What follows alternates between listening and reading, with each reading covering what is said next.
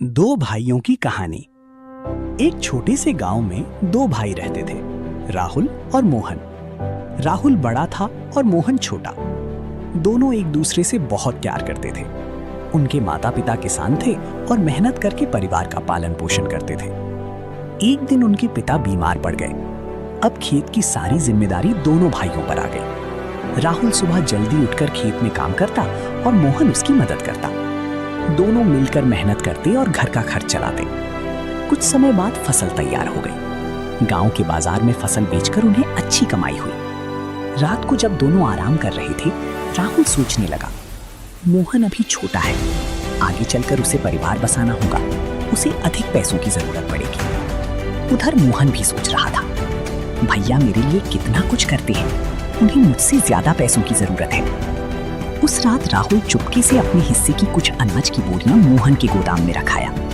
दूसरी ओर मोहन भी अपने हिस्से की कुछ बोरियां राहुल के गोदाम में रखाया। सुबह जब दोनों ने अपना अपना गोदाम देखा तो उन्हें लगा कि अनाज उतना ही है जितना पहले था। दोनों को आश्चर्य हुआ, लेकिन उन्होंने कुछ नहीं कहा। ये सिलसिला कई दिनों तक चलता रहा। हर रात दोनों एक दूसरे के गोदाम में अनाज रखाते। एक रात रास्ते में दोनों आमने सामने आ गए। दोनों के कंधों पर अनाज की बोरियां थीं। अब उन्हें सारी बात समझ में आ गई। दोनों की आंखों में खुशी के आंसू आ गए। राहुल ने मोहन को गले लगा लिया और कहा, तुम सच में बहुत अच्छे भाई हो। मोहन मुस्कुराते हुए बोला, भैया आपने हमेशा मेरा साथ दिया है, मैं भी आपकी खुशी चाहता हूँ। ये दृश्य देखकर गांव के लोग बहुत प्रभावित हुए। उन्होंने कहा, सच्चा भाई वही होता है जो अपने भाई की खुशी को अपनी खुशी समझे। समय बीतता गया। दोनों भाइयों की मेहनत और प्रेम की वजह से उनका परिवार खुशहाल हो गया।